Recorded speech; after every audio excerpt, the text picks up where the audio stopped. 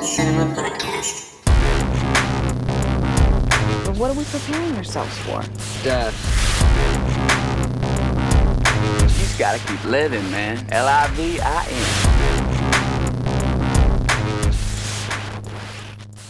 All right, and we are recording. Welcome, everybody, to episode 10 of the Cult Cinema Podcast. Today, we're going to be talking about Dazed and Confused. What did you think of the movie? I liked it a lot. Did you? Okay. I did. It's I feel like it's kind of slow. It's got that kind of... It has some pacing issues. Yeah. For sure. But I liked it a lot. Yeah, I think there's this bit in Bo Burnham's Inside, which is his new special. I don't know if you've seen it yet. But he has this bit where he's, like, pretending to play a video game of himself, like, locked in this room during quarantine. And he has this line where it's, like, it's fucking boring, but it's, like, on purpose. And it's... Okay, yeah. So, but I liked it a lot. There's a lot of cool stuff, because even though it's a movie that is made in the early 90s, about the 70s, I feel like there's a lot that can be applied to anybody that grew up in any decade over the past maybe 50 years. So... Yeah. There's definitely that. It's a coming-of-age film. I think maybe that's why kids of the 90s related to it so well. Because honestly, after watching it again for this time, I've seen it a bunch, but watching it and taking notes, I kind of didn't like it. Really? Yeah, I was kind of like, ooh, I don't know if he's even going to like this at all. I'm not really having a good time. We'll get into some of the reasons why as we go through the scene by scene, but yeah, some of it I'm like, oh God, this didn't age well. Yeah. And before I forget, because I always forget to say it, find us on Instagram. Absolutely. Find us on Apple Podcasts. Find us on Spotify. Tell your friends. Tell everybody. We are getting more followers on Instagram. That's exciting. I'm seeing some new subscriptions on Apple, so that's exciting. So, yay. Absolutely. Join the cult. All right. Well, I am ready when you are to get started in this movie. Actually, I guess we could, before we start going into the scene by scene, we could talk about some of the people that are in this movie. Sure, we can go ahead. I listed them all in the scene by scene, but if we want to get that out of the way now, that's great. Because there were a lot of big actors that kind of... Well, big now. Big now. Yeah. This was kind of like the first real film that they had been in, because this is... everybody's favorite actors from the 90s and 2000s eventually. You've got Matthew McConaughey, Ben Affleck, my childhood crush, Joey Lauren Adams. Oh my God, really? You love Chasing Amy? Yes. That's adorable. There's Mila Jovovich, who you might know from the Resident Evil franchise, and that's pretty much the only thing I know her from. Love her. Adam Goldberg, who's in other things like Saving Private Ryan, not to be confused with Adam F. Goldberg, who's the creator of the show The Goldbergs on ABC. Right. Apparently, those two had like some kind of beef because their names matched, and Adam Goldberg didn't want to be associated with the show, I guess. Well, it's an awesome show. Why wouldn't he? Yeah. And then there's Jason London, who plays Pink, who I don't think he was in a ton of stuff after like the mid 2000s. No. From what I know, but I remember watching this movie and think, damn, he looks really familiar. And I thought it was the guy who plays TS in Mallrats, but I found out that the guy who plays TS in Mallrats is his brother Jeremy London. Yep, his twin. It's his twin brother. So I thought that was really interesting. But so you weren't wrong. I mean, they're identical twins. Yeah. But I thought that was funny going. I was like looking up casting afterwards, and I was like, "That's got to be him." I was like, "No, it's his twin brother." Yeah. But that was cool.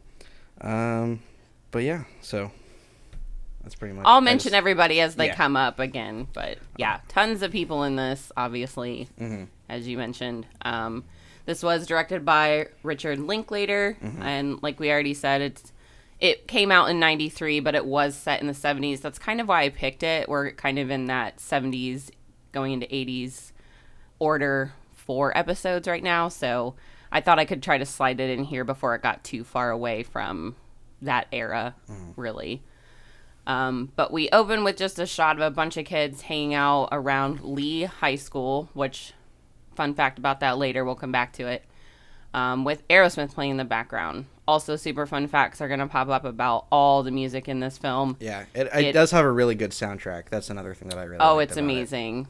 Yeah, it's an amazing soundtrack, and the use of the different artists that are in this and how he, edited that together, I thought was super brilliant. Mm-hmm. And again, all-star cast, tons of unknowns at the time of filming, but now they are hugely famous by today's standards. So we first see Randall Pink Floyd. They call him Pink throughout the movie, obviously for his name. And like you said, played by Jason London.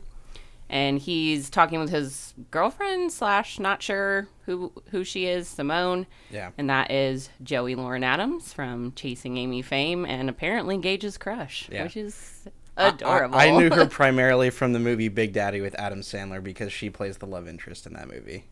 So that's That's true too. Yeah. She's great all around. And she has a very unique voice and face. Mm-hmm. You can't mistake her by any means. Absolutely. And she's very young in this film. I think she's 19. I think I read 18 or 19. She's very young. Mm-hmm. She looks exactly the same now. Yeah. So they're talking about meeting later at a party. We cut to inside and him and some of his friends. So we'll kind of go down this cast list too. Slater, who's played by Rory Cochrane. He is in another one of my favorite movies that is definitely on the list, Empire Records. They're talking about meeting later, of course, at the party as well. Then Adam Goldberg, we kind of pan over and we see Mike, Adam Goldberg, Tony, Anthony Rapp, who's also in a ton of things later in life. I don't know if you remember him. He's in Road Trip. He's in a couple of the, how do I describe that genre of movies? Those, early 2000s dude movies. Yeah. Frat guys love these movies. He's in a bunch of those as well. I know that he was kind of one of the more established actors during the time. He had done a lot of theater stuff and done some other film and TV projects, I believe, as well. Yes, he definitely was one of the more established. Again, the theater thing is important to note because he looks and acts kind of like a kid that knows what he's doing throughout the whole movie. And Cynthia, who's played by Marissa Ribisi, who her twin brother, is another famous actor. I'm going to mispronounce his name, so I'll find it later. But they're twins, also very famous acting family. And it looks like those three are also friends with Pink, but they're more of his nerdy friends versus the other guys are his football friends. Yeah, he's got his jock friends and his stoner friends, essentially. Yeah, his exactly. loser friends, which they kind of... Well, he's kind of got the threefold. So he's getting along with, Mike, Tony, and Cynthia, who seem kind of nerdy and outcasty. Yeah. Then the football guys, and that's what makes him popular. And then, the stoner kids who are unwantables, really, in this society. So he kind of just has a friend group all around. And that's probably what makes him, popular. So yeah, good for you.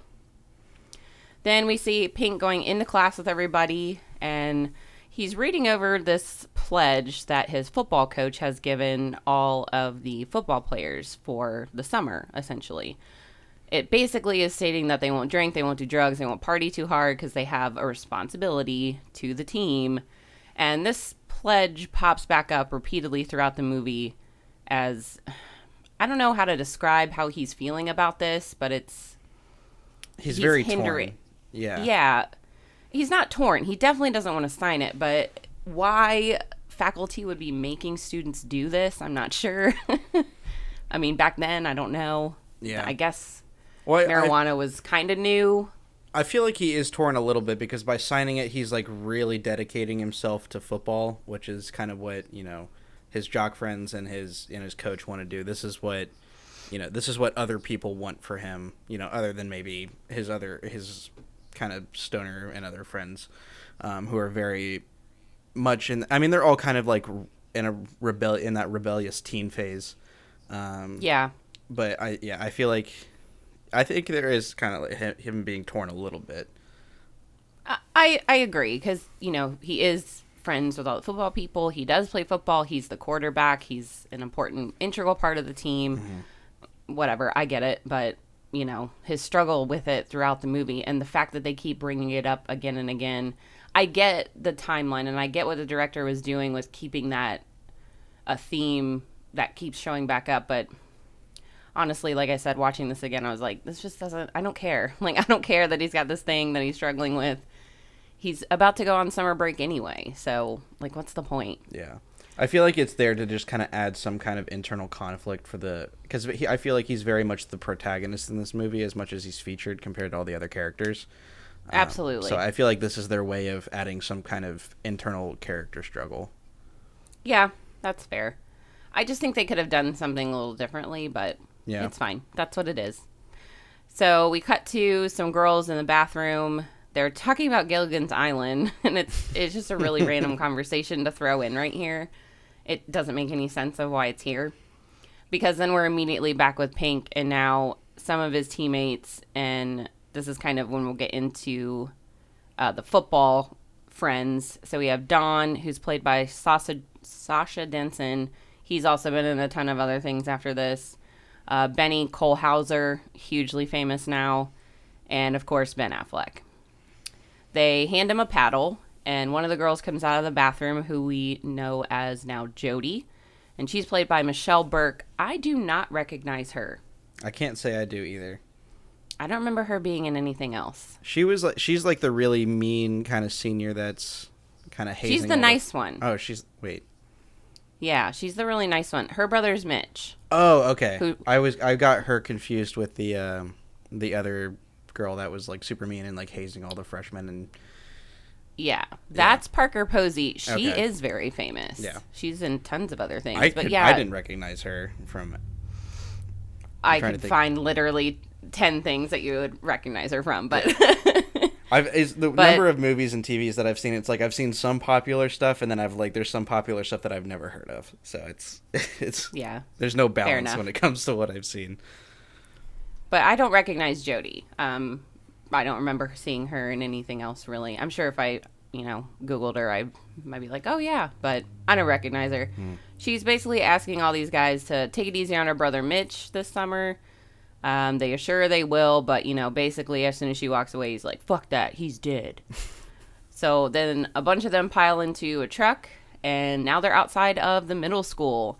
And they're basically announcing to these kids through a loudspeaker, which I thought was really inappropriate. They're still in class. Like, they're not, it's not outside of school hours. The teachers just don't give a shit that there's a bunch of high schoolers outside of the megaphone cursing at all these kids.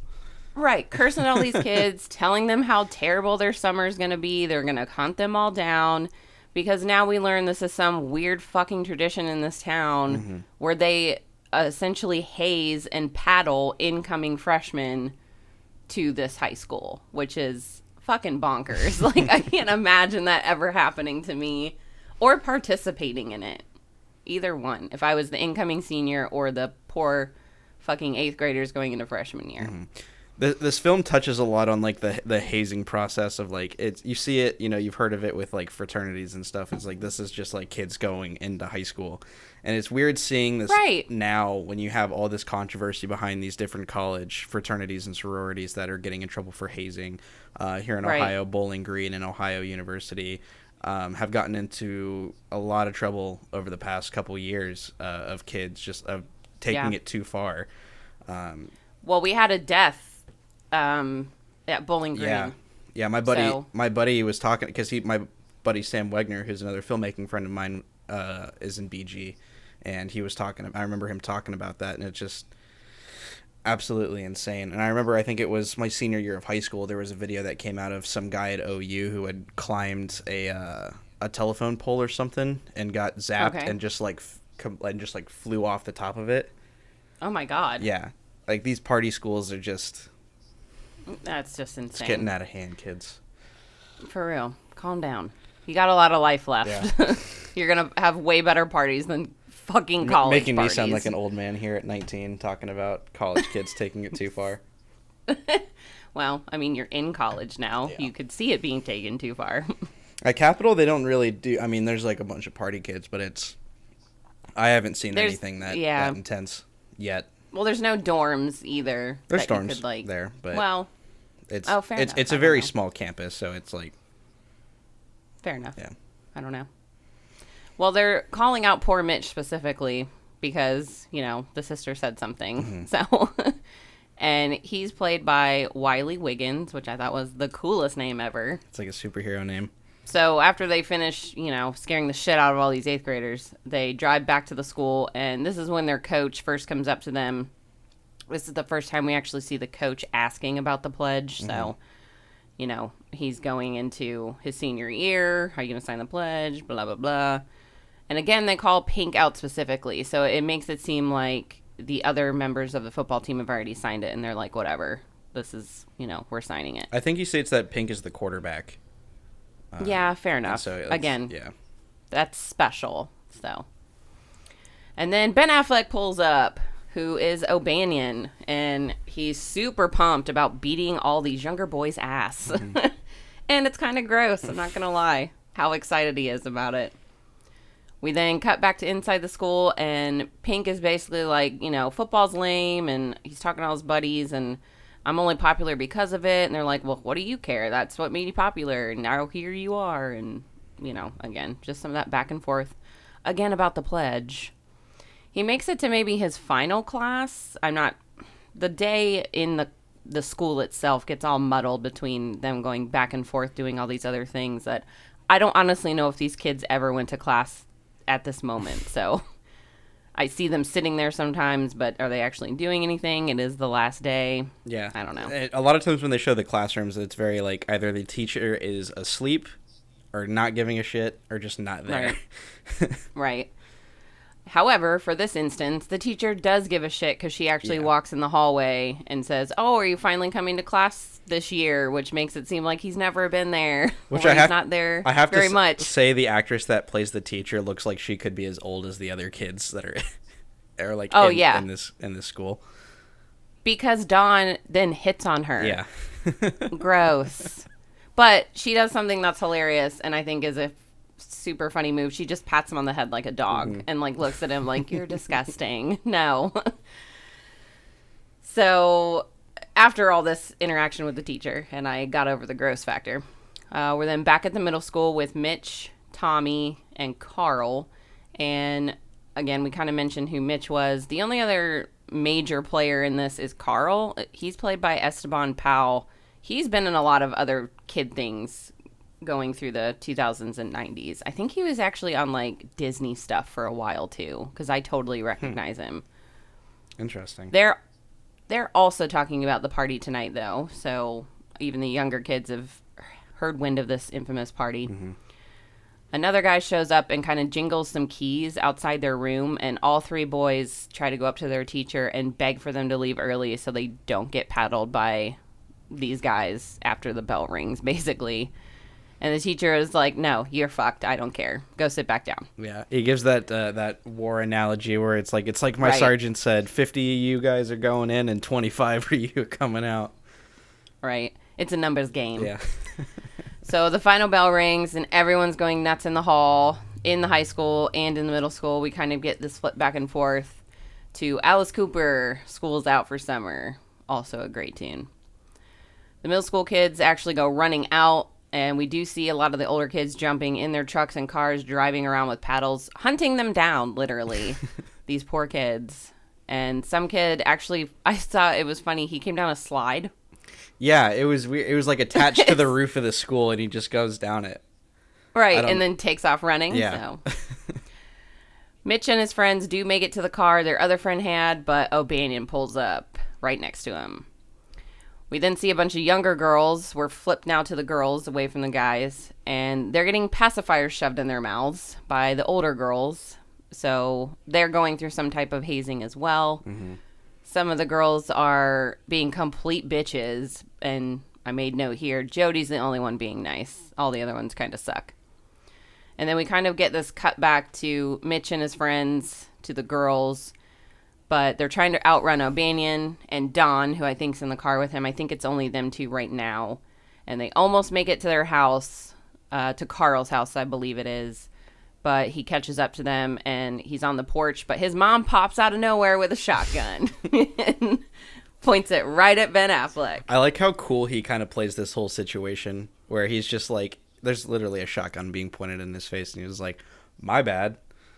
Right. I was walking your good gentleman's son's home, or whatever he says. And then they all go inside, yeah. and then he's just like, I'm going to fucking get you guys. You guys are dead. Yeah. You're dead. So we cut back to Darla, who is played by Parker Posey, like I mentioned earlier.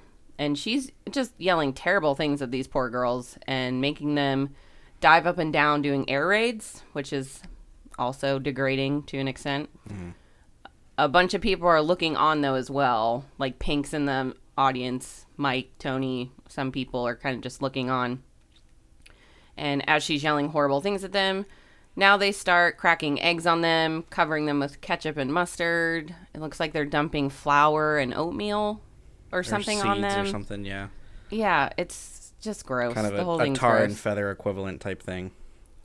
Exactly. That's a really good way to put it. And then they make some of the girls get up and that propose to guys, random guys they see, kind of watching and onlooking.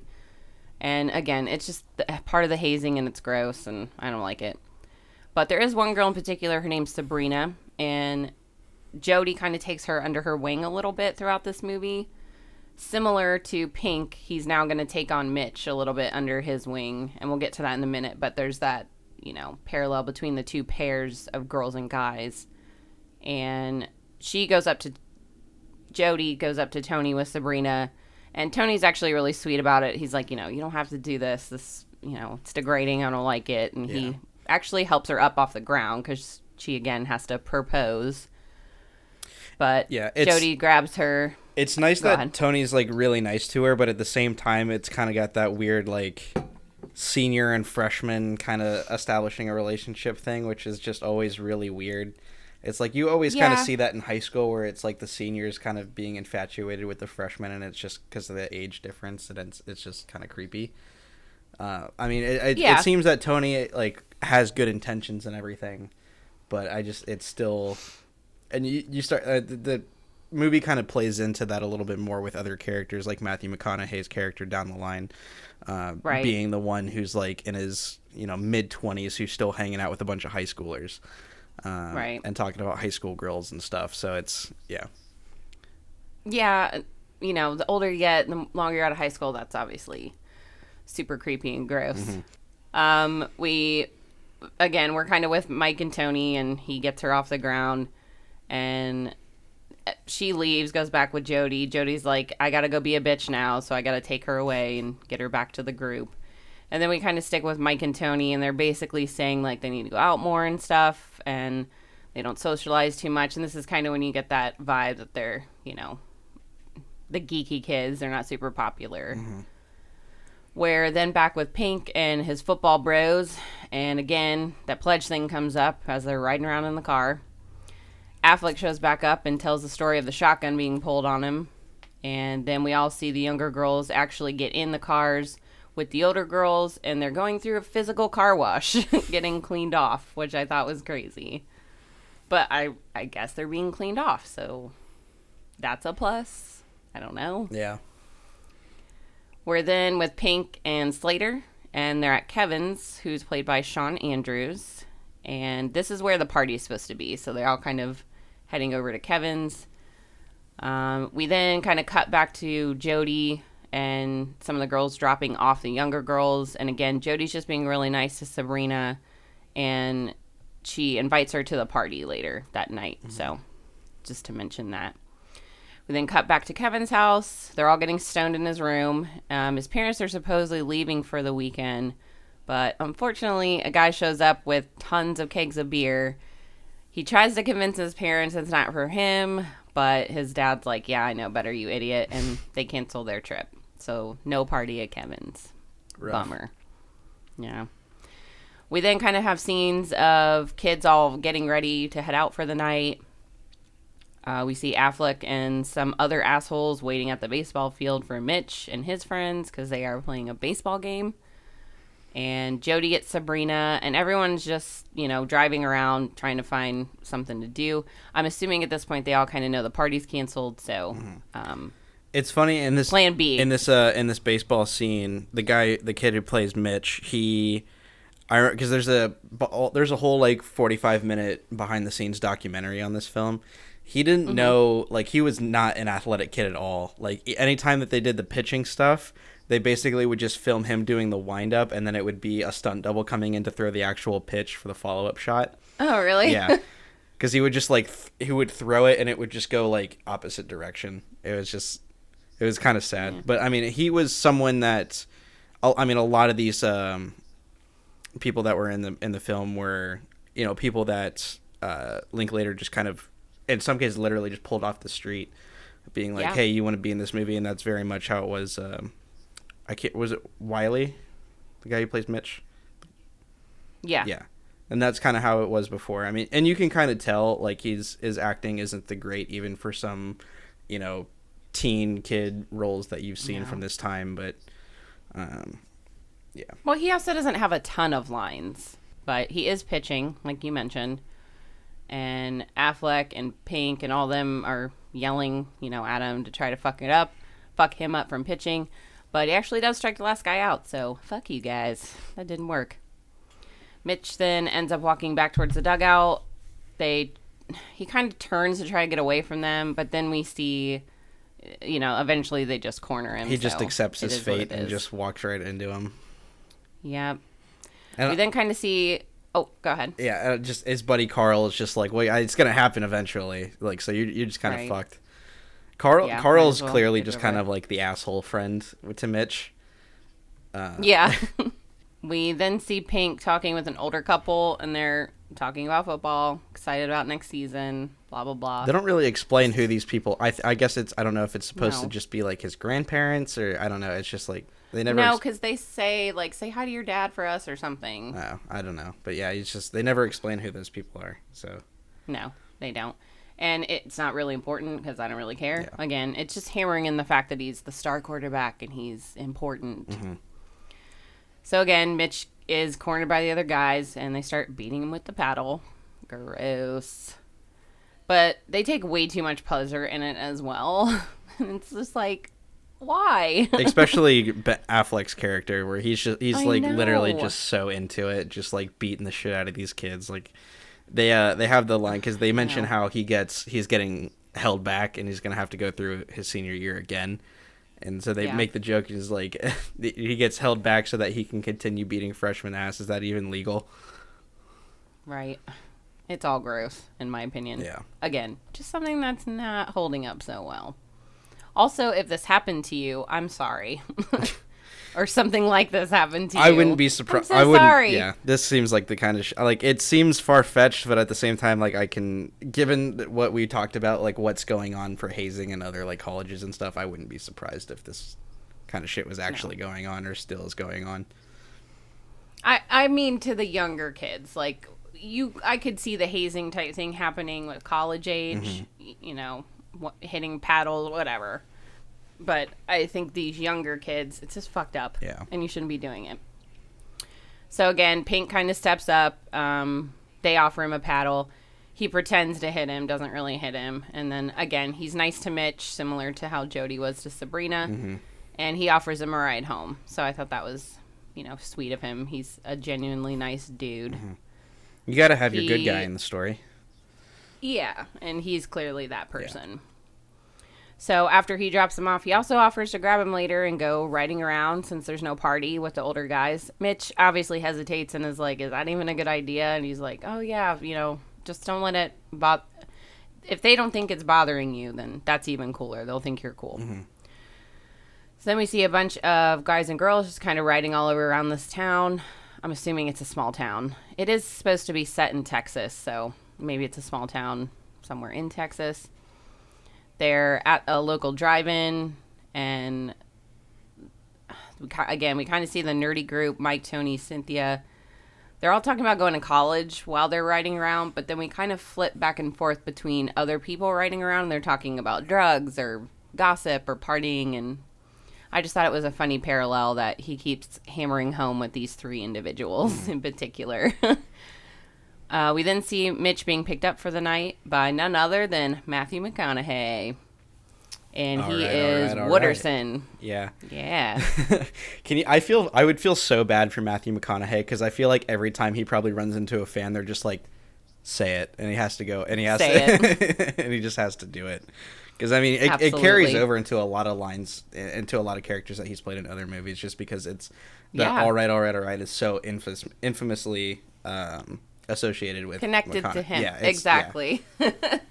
Yeah, he says it in tons of other movies. So I think at this point he's accepted that that's what made him famous, and here it is. It's I found that apparently McConaughey's father actually passed during the making of the film, and so he had to go back and for the funeral during the making of this movie. So, but he kind of, it was his, I think his, they talk about how and this is in the behind the scenes documentary where his dad was like, you should go back and finish working on it. And so because he wasn't going to, I don't think. Yeah, because I think he was McConaughey was still like a junior in college, like finishing up an arts degree. So yeah. But this also makes way for one of the most infamous lines in the movie from Matthew McConaughey, where he asks Mitch for a joint, and he says, "Oh, I don't have one." He says, "Well, it'd be a lot cooler if you did." McConaughey's character has this I feel like he's probably one of the more lovable characters in the entire film, even though he doesn't have he starts to have more screen time and more lines throughout the kind of middle part and ending of the film, because his character he was not designed to have that many lines and be that involved with the group in the movie. Right. It was supposed to be a very small role, but people just loved, what McConaughey was able to bring to the character. So Linklater started kind of incorporating him a lot more into it. Yeah. And the lines that he has in this movie are, again, pretty much all of them are infamous. They pull up to a pool hall / arcade type place, I think is what this is supposed to be. Just like a bar, yeah. Yeah. A casual hang joint. Yeah, because it's not... I don't see a bar in it, because they bring beer in, so I just don't know what it is. But whatever. They're playing pool, there's arcade stuff around, so that's what I'm calling it. Pink starts to introduce Mitch around to, all the people, and he's just kind of sticking with him to talk to people.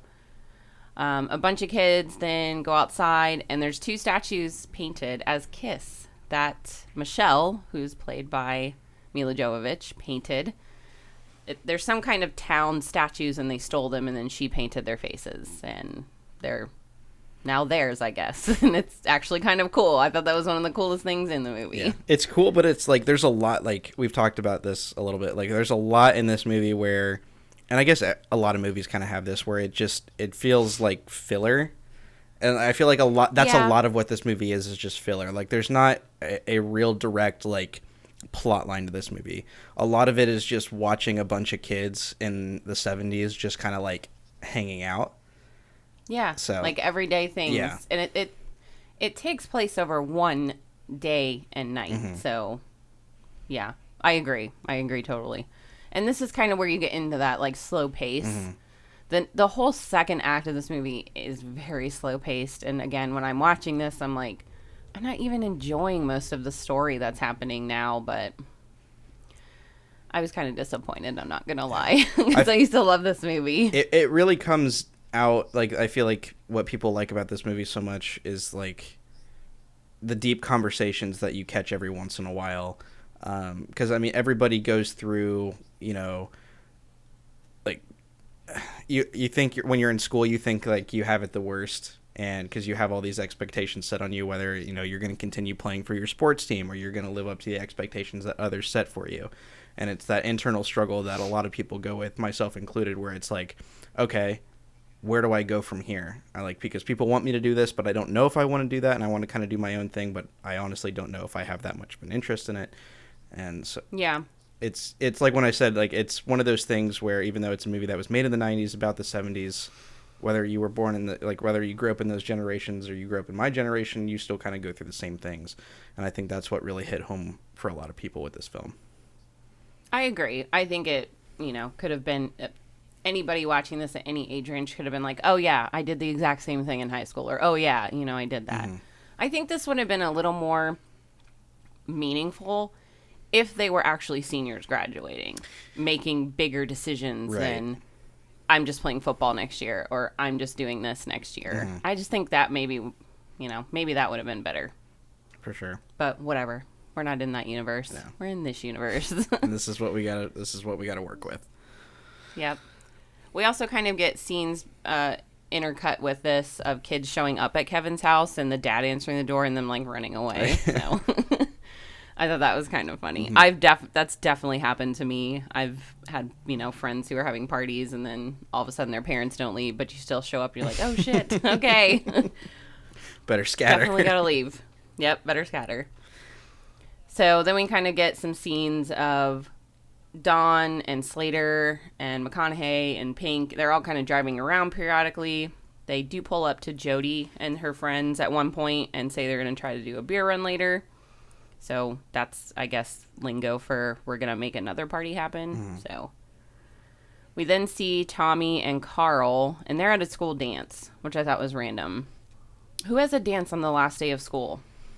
I don't know. I think it does kind of show the differences between like the social gatherings that you experience in middle school versus the ones that you experience in high school, where the ones in high school are a lot more wild, and when you're in middle school or like junior high or whatever, you haven't been really exposed to a lot of the more like wild and serious stuff that you see as you start approaching your high school and kind of early adult life. And so there's that kind of like innocence to it a little bit still. And so I think... Well, no, there isn't, because as soon as they get to that dance, they go in this like creepy back room and everybody's making out on top of each other. That is true. I forgot about that part. So what was the point? But they do grab another friend in that process. Hirschfelder. I'm pretty sure I'm saying that right. I think so. And they leave the dance because they want to go to the party because they still think the party's happening. We then cut to Jody and her friends pulling into like a drive-through diner type place. And then we immediately cut back to Carl and Tommy and Hirschfelder walking down the road. And Affleck and Dawn come up or behind them and start paddling them, basically. I think Carl still gets away, though. Yeah, he does. It's just Hirschfelder. He's the only one that gets away. Yeah.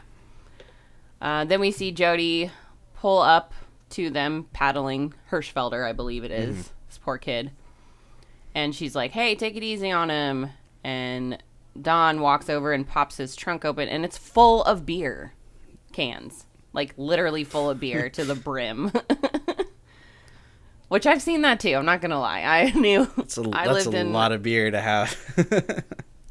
I went to high school and middle school out in the sticks of Canal Winchester, Ohio, and honestly, what they do in that field at the end and the beer in the trunk and the driving around, that's all we did. That's all you could do. There was nothing there but like a Kroger and a BW3s, and you couldn't obviously go in there and drink underage. So I feel it. I feel that part for sure. I feel like that's very much like the Midwest adolescence way of living. Is just like there's not much to do where you are, so it's kind of just like, let's go just drive until we find something. And you might not even find something.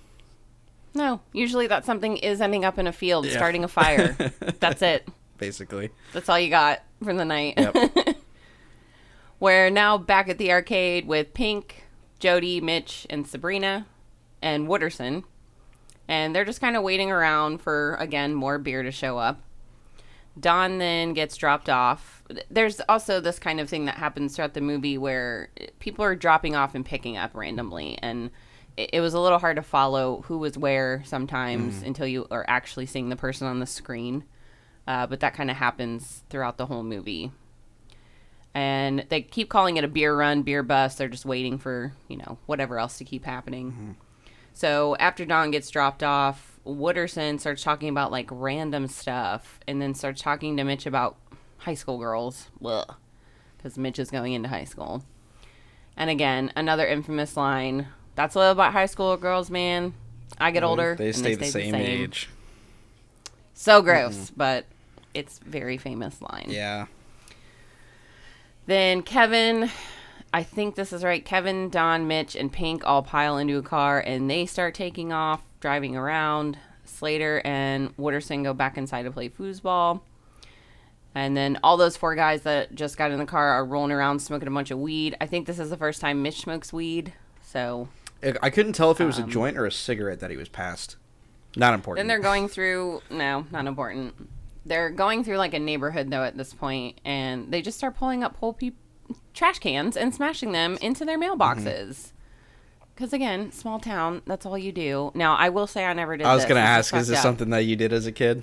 No, we didn't do anything with trash cans or mailboxes. And honestly, all the trash cans you have now are those huge, giant, heavy trash cans. We couldn't just pick one of those up and chuck it somewhere. Maybe, some guys could, but I definitely couldn't do that. I think the worst thing that I did with some friends is we would, this was like 2016, like peak Hillary Trump, like election time. And so we went around and stole a bunch of Trump signs out of people's lawns, and we just like nothing wrong with that. Yeah, and then we just took it to the our football stadium and just like built like a little fort in the center of the football field out of Trump signs. I would have burned them, but fair enough. That's for another podcast. Yeah.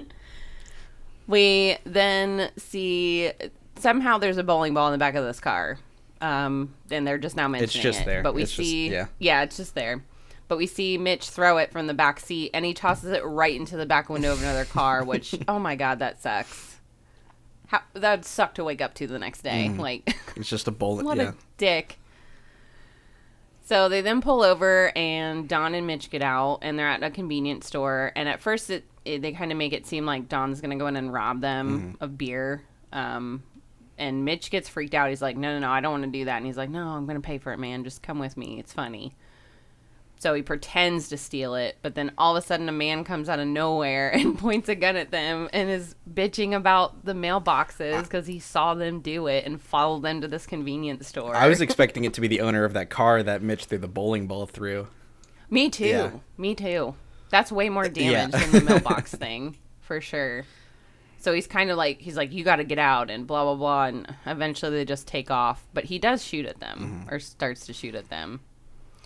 We're then back at the arcade with everyone, and it's kind of cut back and forth to, again, like the nerdy group of kids talking in their car and the people at the arcade. One of the older guys makes Mitch go buy them beer because you needed to be 18 now, not 21, which is insane. But he doesn't even get carded or anything. If only it was 18. I know. But he doesn't even get carded. He's just talking to the guy, and he hands him the beer. You're 18, right? Because he super does not look 18. Not at all. No. Mitch ends up running back into his friends now. Carl and Tommy, I think, because I don't think Hirschfelder's with him. And he's like, oh, yeah, Hirschfelder got it real good. O'Banion got him. He's like, well, you want to get him back? And they form this kind of a plan. So Mitch heads back into the arcade with the beer, hands the beer off. We then see Wooderson trying to kind of make party plans for later on and is telling everybody in the bar at the same time. Mitch is going around and telling people to, I don't know if he's just like telling them the plan, but we do see 2 girls walk by O'Banion, Affleck, and they're like, oh, Carl's getting it out back real good. And, Affleck freaks out because he wants to beat the shit out of Carl, so he goes around back and Carl is there. But instead of beating Carl, 2 kids, I think Tommy and Hirschfelder are the ones on the roof, the 2 kids, dump a whole gallon of white paint on him, and it's hilarious. And he's pissed, obviously, so he takes off and he's gone. I don't think he returns for any part of the movie. I don't think so. I know that in the scene where he's like, before he's about to start hitting Carl, he starts like riffing on his mom and shit. And so apparently Affleck kept using the phrase cocksucker when he's like, this cocksucker's mom and everything. And the producer, James Jacks, who director Rich Linklater had they were constantly at each other's throats. And so Linklater was like, yeah, say that's perfect, but James Jacks, the producer, was like, you can't say that shit in a movie. Like, that's worse than saying fuck in a movie, is saying cocksucker. And well, I know there were rating issues too with this movie, so yeah, because think it is. That was the poll. Like, they really didn't want to go for that R rating, but Linklater was like, fuck it, we're already there. Yeah. I mean, there were a lot of issues that Linklater had with the producers, because he had done some stuff prior to this. He did a film in 1990, I think it was called Slackers, that did okay. I think this was his real big film that, of course, at the box office didn't do great, but we can get into that later. But yeah, it was an independent project that eventually got picked up by Universal, and it was very much that classic battle between directors and producers, between, you know, the director wanting to stick to their vision and the producers saying, okay, well, you that's great, but, like, you got to do it this way. You know, you got to have this budget, you have to work with this many days, you can't say this, you have to do this. And yeah, there were a lot of issues that Linklater had. Like, there were a lot of scenes that had to be cut. I remember in the documentary, he was saying that the first cut was 2 hours and 45 minutes, and this film, and the film ended up being an hour and 43 minutes. It's not long, still.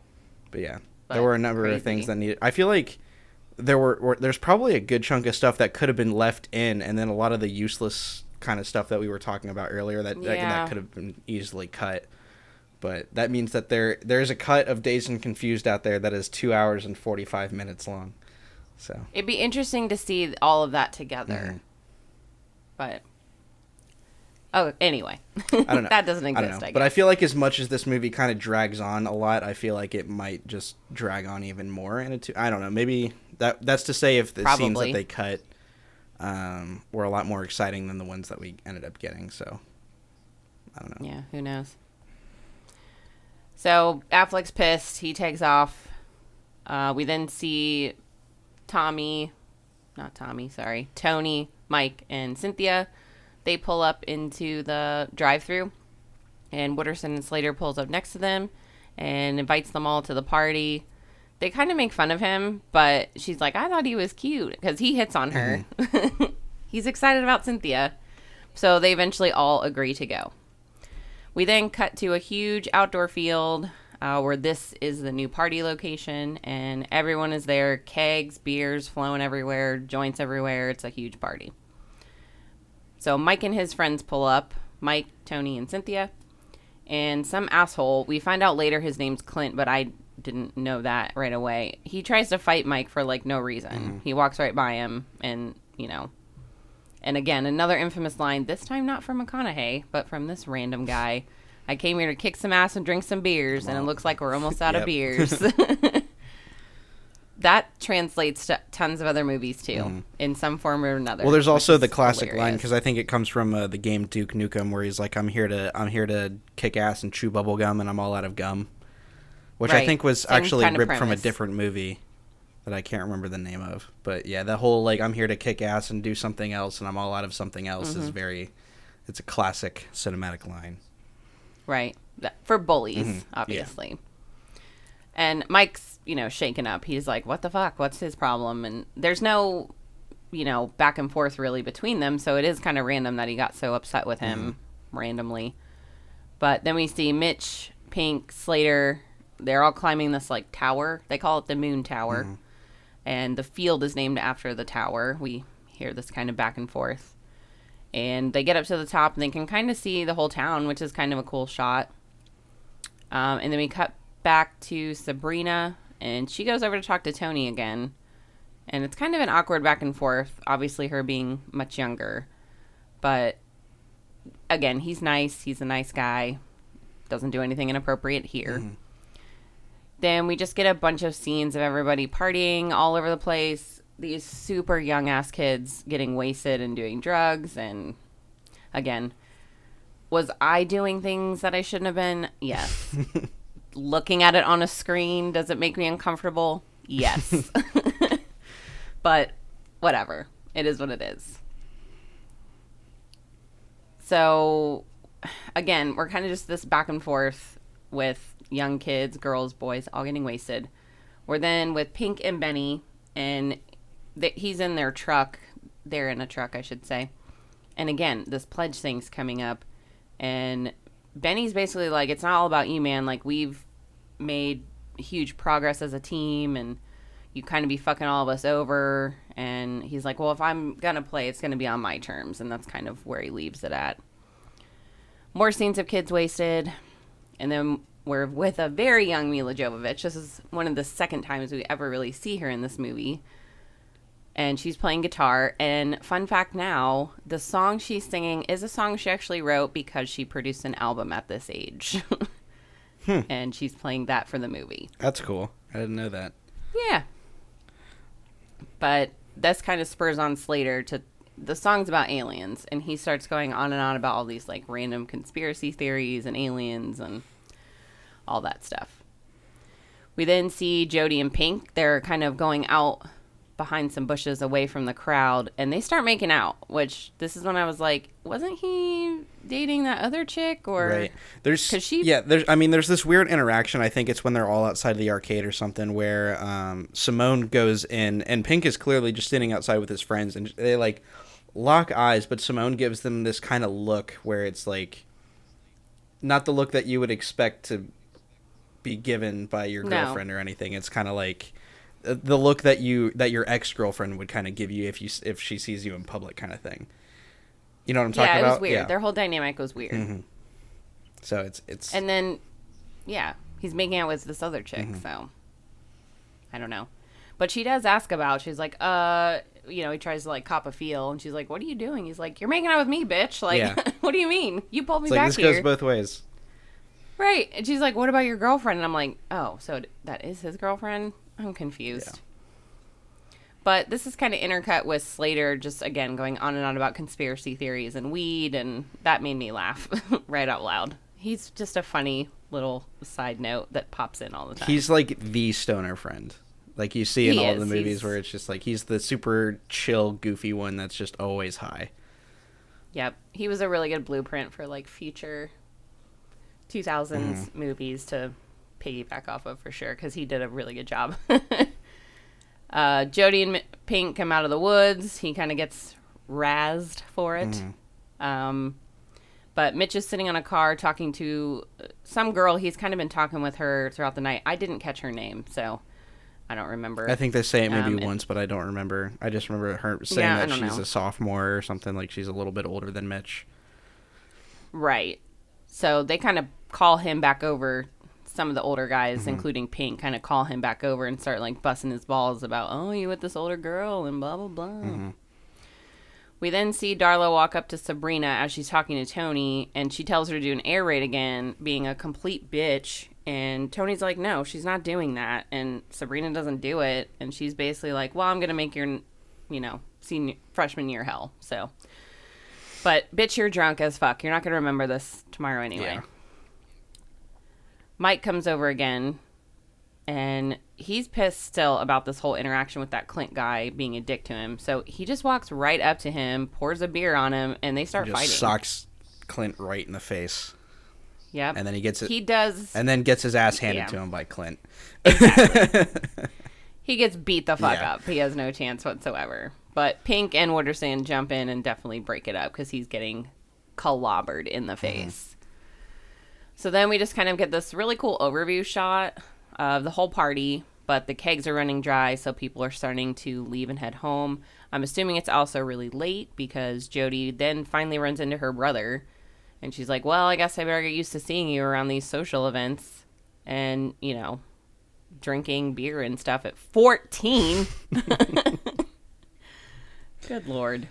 We then see Wooderson kind of wishing Cynthia goodbye and talking about going to breakfast. Everybody's kind of talking about getting some food or going to breakfast because the sun's coming up soon. So it is probably pretty late in the night / early morning.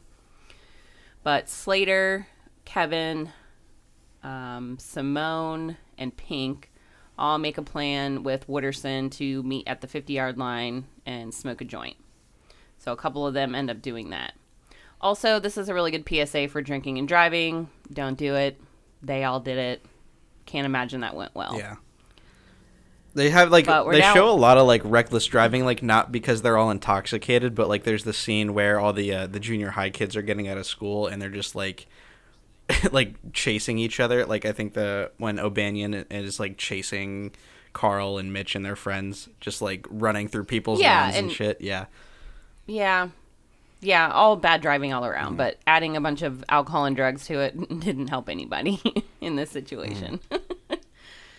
But we're now on the football field, and they're doing like football moves and stuff and kind of making fun of their coach, and they're all smoking a bunch of weed.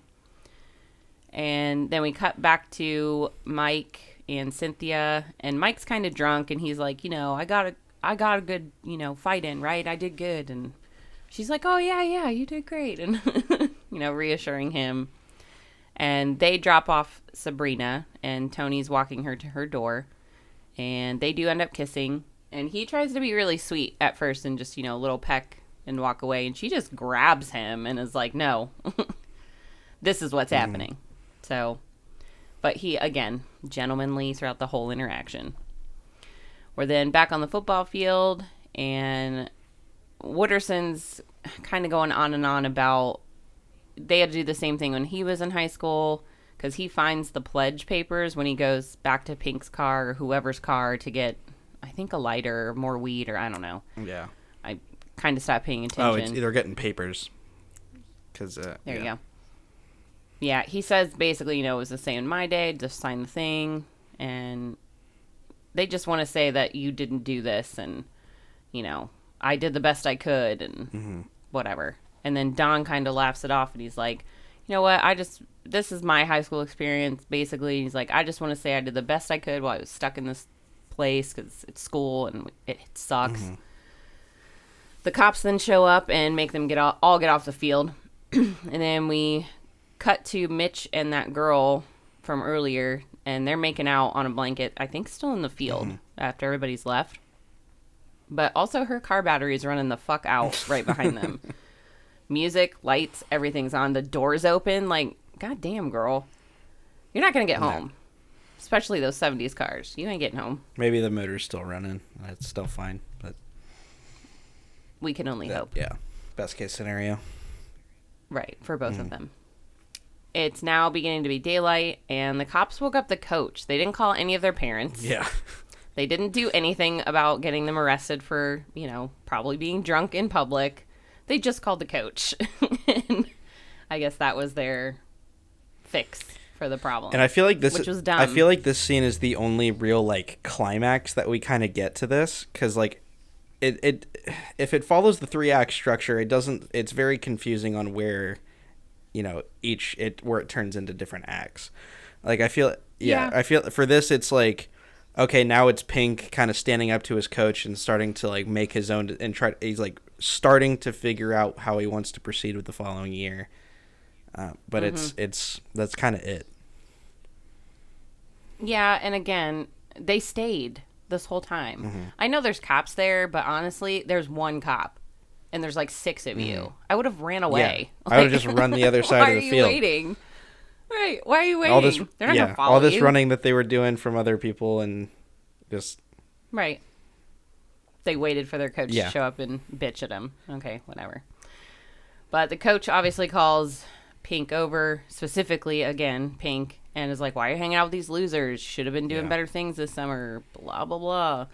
And Pink's basically like, you know what? I might play ball, but I'm not signing this fucking pledge, and throws it at him. They all kind of split up, and we cut right to Mitch. He's trying to sneak into his house, but his mom is up, of course, because it's obviously daylight. His mom says, this is your one get-out-of-jail-free card. My mom would So, have hope you fucking enjoyed killed it. me if I had come home at Oh, 14, drunk as shit, at 6 a.m. My mom would have killed me, too. Yeah. I definitely wasn't doing this at 14. 16, 17 is where a lot of that I was started playing for me, video not games and 14. making home movies. I would say. I wasn't doing anything at 14. Definitely not getting wasted in a field somewhere. Part of me kind of That's wishes I had terrifying. that opportunity, though. I mean, would it have made you a better person? likely. Probably not. No. No. So, next time you come in at sunrise, she says we're going to have problems. So, she also asks who this older girl is that your sister's talking about and dropped you off. And I don't know, he kind of blows her off. But obviously the sister's already home. So, the older sibling is already Ratted home. out by Big Sis. Right. he kind of brushes her off and he goes into his room and puts his headphones on and starts to pass out. And then we flip back to Pink, Slater, Simone, everybody, Wooderson driving down the road. They're going to go get Aerosmith tickets, and they're all excited about it. And Slow Ride by Foghat plays in the background. And that's the movie. That's the movie. Yep. It is short. It's short, but it feels long at the same time. It like the whole movie. It does. In general. The pacing. Yeah. It has a pacing problem for sure. But I agree. like I said, there's a lot of redeeming facts. Like I feel like this, I don't feel like it's a movie made for a specific audience. I think it does a good job of reaching out to a lot of different people, which is very difficult to do. Space Jam 2, for example, is a movie that doesn't know who its audience is. If you haven't seen it yet, don't watch it. I got bored 30 minutes. Is it that bad? It's not great. I've heard. I don't know. It's just I think it's because I was such a big fan of the first one. But this tangent aside, I didn't see either. So, but there's a lot that people can relate to, like parts that I can relate to. Mitch, having. I was a very quiet kid. I didn't do drugs or drink in high school or anything like that. I very much kept to myself and hung out with my friends from time to time. But there's a few occasions where you kind of find yourself in that awkward position where you are hanging out with kids that are indulging in that kind of stuff. Yeah. And so it kind of puts you in a tough spot because, you don't want to seem like an asshole or like a loser. But at the same time, that it's probably not the best idea to, indulge in that kind of stuff. Yeah, I still beat my own drum. Mm-hmm. I didn't have friends because I didn't care. I had a lot of older friends that weren't in high school when I was in high school that they obviously were doing all the partying and stuff. So that's kind of where I fit in there. But I'm still that way. I just do my own thing. If you want to come along, cool. If you don't, cool. I don't really care. Right. So I was like that in high school too. And I wasn't with popular kids or nerdy kids or any kids really. I mean, I skipped school. Yeah. That's what I did. That was my thing. I didn't go. I didn't like it.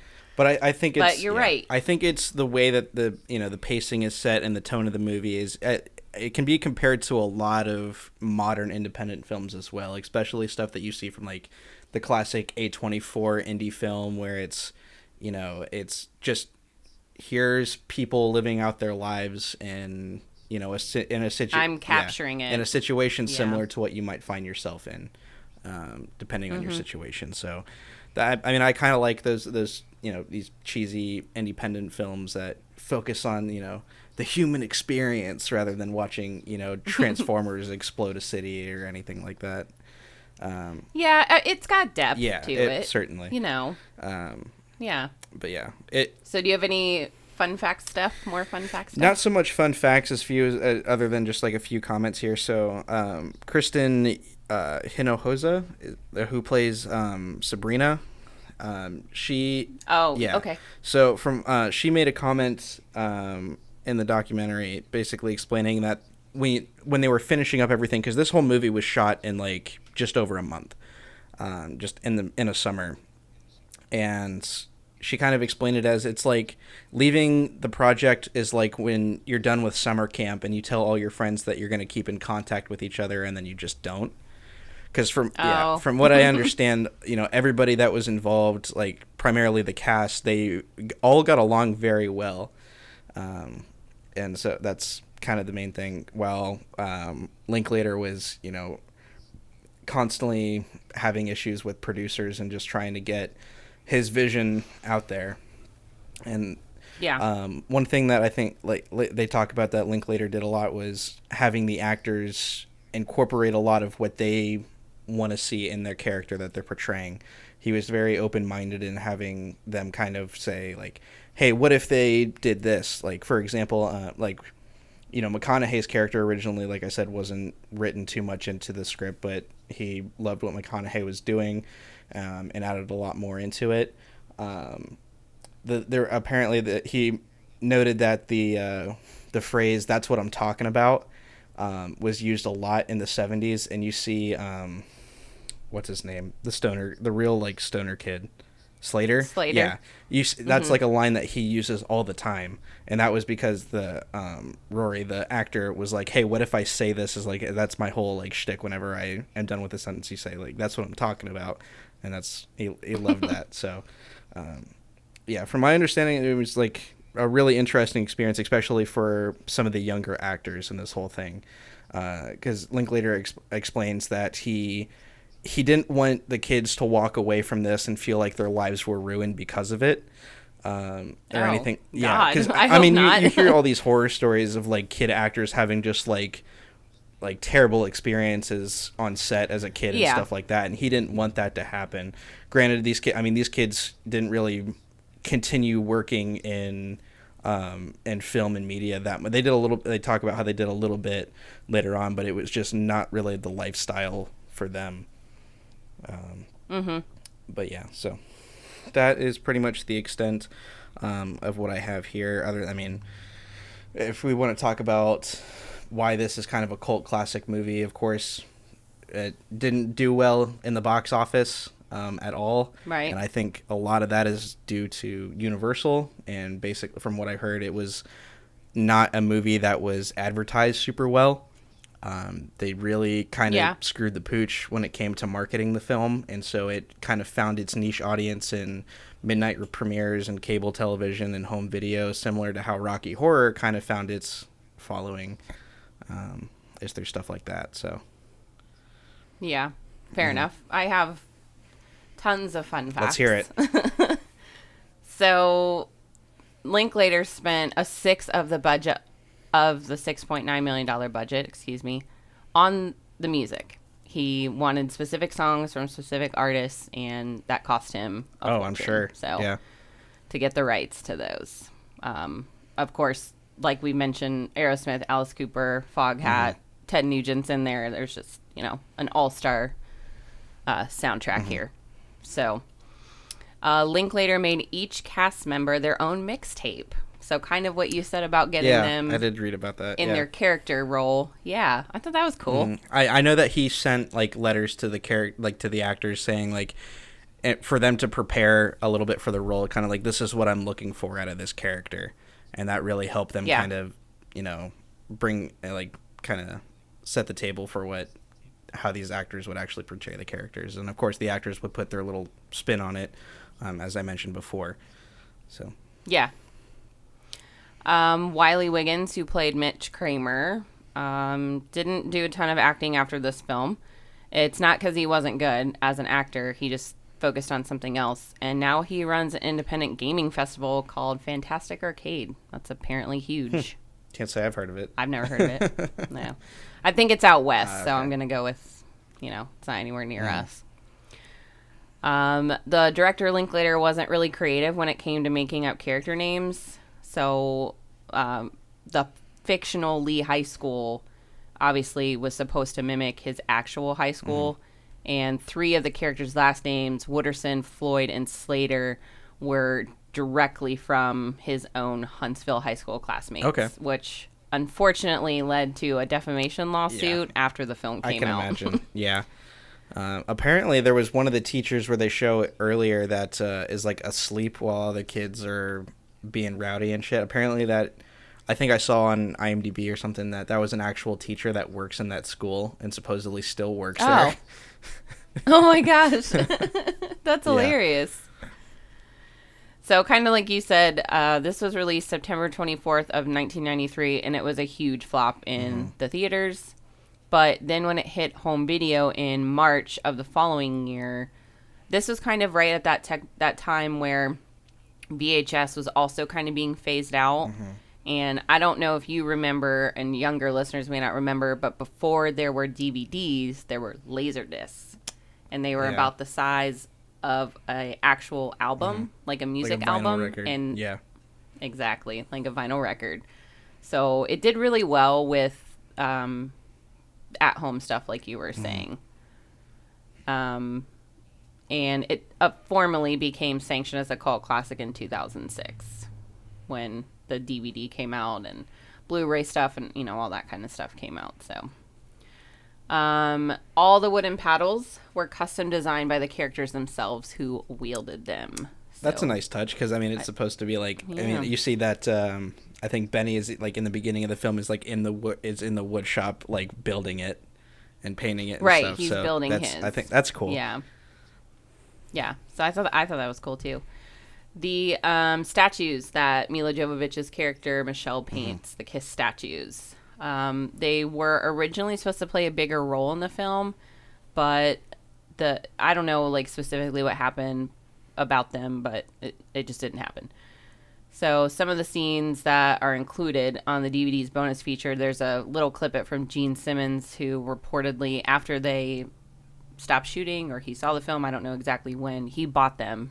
Oh, really? For $6,000. Yeah. Only $6,000? I don't know who had them. Yeah, I don't know who had them, if it was the theater or Linklater himself had them. I don't know. But yeah, that was it. $6,000. I thought that was cheap too. But they are his likeness. That so is maybe true. he was like, give it to me. Or, it's like either I give you $6,000 and you walk away, or I sue you and I take them anyway. So, right. The song "Sweet Emotion" by Aerosmith that plays during the opening credits is completely linked to this movie. I don't know if everybody thinks of it that way. I don't really think of it that way, but I guess if you're a huge fan of this movie, of course, that song will pop in your head. The band was actually dying down at this time, especially in 93. They hadn't really done anything for 6-7 years, but after getting permission to use this in the movie, they blew up. Sure. All album sales went back up to where they were when they were first, making music. well, I'm sure that This it was. is a I mean, if I prominent were to song. guess, it was probably. I mean, you talked about like Linklater, was insistent on having these certain songs. I'm guessing that was likely the band was probably a big part of his adolescence. Sure. and- I would yeah. guess that too. Yeah. Whatever music you That- hear is yeah. probably that, and definitely songs he related and they were to. hot shit in the '70s. So Sure. The song cost him $100,000 though to use in the film. It was the most expensive song price in the film. But Aerosmith would not allow the song to be used on the soundtrack, so it is not on the Oh, official really? soundtrack for Dazed and Confused. Yeah. The film's title comes from a Led Zeppelin song, another music reference. And although there's none of the Led Zeppelin songs in the movie, he tried to get rights to play a couple Led Zeppelin songs, but Jimmy Page said yes, but Robert Plant said no. So he ended up not being able to use any of their songs. One of the most famous lines delivered by Wooderson, Matthew McConaughey, the high school girls line. There's another infamous line, though, that I guess inspired his production company and his nonprofit. And he quotes and he says, "You just got to keep living, man. LIVIN." Yeah. So his nonprofit is actually the Just Keep Living Foundation, Oh, which I that's thought was cool. cool. yeah, Yeah. And then finally, almost all the actors, Ben Affleck, Mila Jovovich, Matthew McConaughey, Jason London, Parker Posey, Joey Lauren Adams, obviously pretty much unknown. And they just, like we've said, a bunch, huge actors now, done so many things outside of Dazed and Confused. And they obviously, every anniversary, every time the film comes up in conversation or interviews, they are very indebted to Linklater for giving them this huge shot. So that's my fun facts. right on. Well, that's going to do it for this episode of the Cult Cinema Podcast. We do appreciate you tuning into this episode. Hopefully Yes, there's a video version of this uploaded to the YouTube. We'll see. Yeah, absolutely. That's the plan. Let's We try to do it. see what we have next. What do we have next? I'm trying to find it. I'm seeing what we have next. All right. Ooh, another one that I love so much that I think you're really going to like too. Hackers with Angelina Jolie. I think I have seen this. Oh my god. I love cheesy like 90s 2000s like computer like hacking like You're gonna love it. Like I love Swordfish. Swordfish is a garbage movie, but I love it just because I actually don't hate that one either. It's like I don't know. I love those movies like I love Tokyo Drift. Like they're just fun to watch and just really touche. interesting to see old movies predict future technology and just Yeah. It's fun. It's got a decent story to Okay. it. Yeah, I think it's great, and it's definitely a cult classic, so I think you're going to like it a lot. Right on. Thank you again to everybody tuning into this episode. Thank you. Make sure to follow us on Instagram to keep up with the show. We plan on posting a whole bunch of cool sneak peeks, so that way if you miss an episode, you can get kind of a snippet of what to expect out of it. So tune in on the next episode where we talk about hackers. Hackers. Right. Thank you. See you guys.